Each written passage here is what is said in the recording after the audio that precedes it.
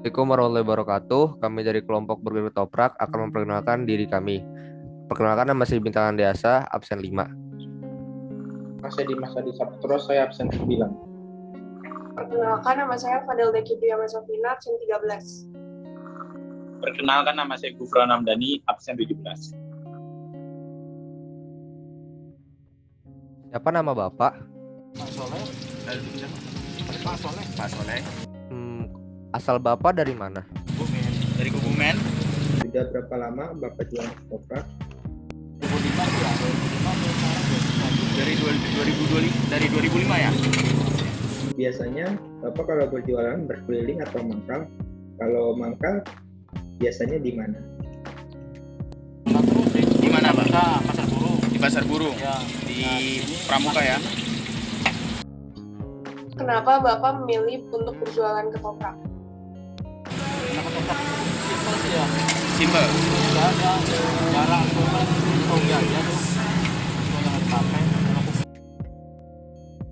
Sebelum berdagang ketoprak, Bapak kerjanya apa, Pak? Jadi pabrik dulu.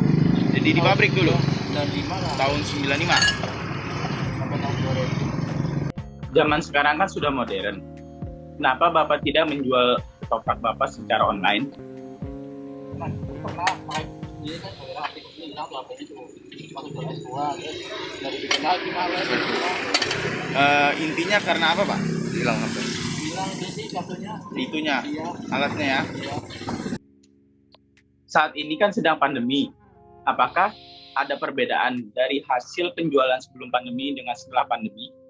ada jauh Ada. Perbedaannya dalam segi penghasilan ya, Pak ya? Sama peminat lah ya, Pak ya? Menurun ya, Pak ya?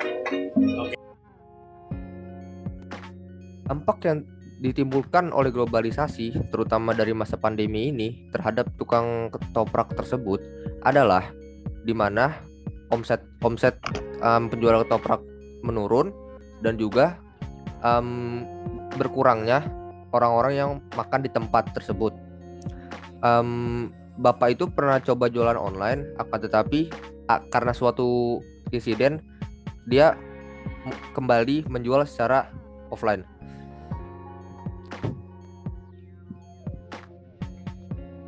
Lalu muncul sebuah tantangan untuk bagaimana supaya makanan khas daerah ini yaitu ketoprak untuk tetap eksis. Caranya adalah dengan mengembangkan dari segi apa? Pertama, segi kombinasi makanan tersebut. Kita bisa kombinasikan dengan makanan-makanan modern saat ini, contohnya seperti burger. Kemudian, tempat penyajian yang biasanya menggunakan kertas nasi. Kita bisa menggunakan tempat seperti tempat burger. Yang ketiga adalah soal masalah penjualan. Karena saat ini sudah era digitalisasi, sebaiknya kita menggunakan media online untuk memasarkan produk kita. Terima kasih.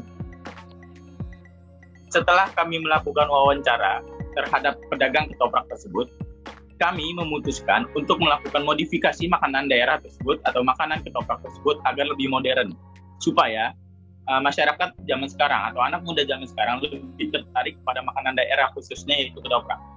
Oke, tanpa berlama-lama lagi, mari kita coba modifikasi makanan tersebut.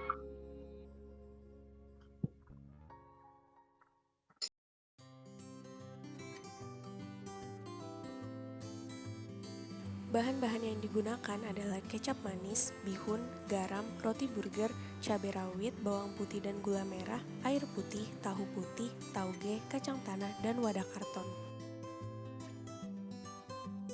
Alat-alat yang digunakan adalah cobek atau ulekan, talenan untuk memotong, pisau, lalu ada spatula dan juga wajan.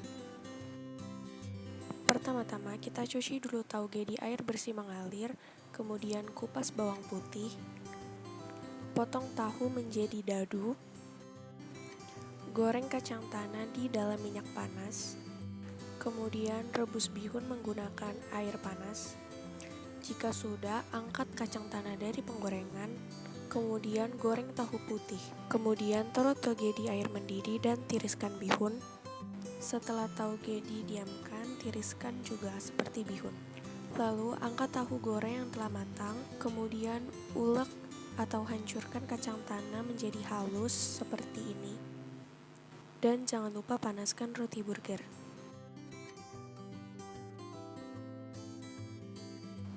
Setelah itu siapkan bahan-bahan yang akan diulek, yaitu bawang putih, cabai rawit, beserta garam. Kemudian hancurkan ketiga bahan tersebut menjadi satu. Campurkan kacang tanah dan air putih ke dalam bahan yang sudah diulek menjadi hancur seperti ini. Jika sudah menjadi bumbu kacang, tambahkan kecap manis. Selanjutnya kita goreng telur dadar dan siapkan bahan-bahan untuk dimasukkan ke dalam burger. Di sini ada selada, tauge, dan bihun yang sudah dicampur bumbu kacang, serta tahu putih yang sudah digoreng.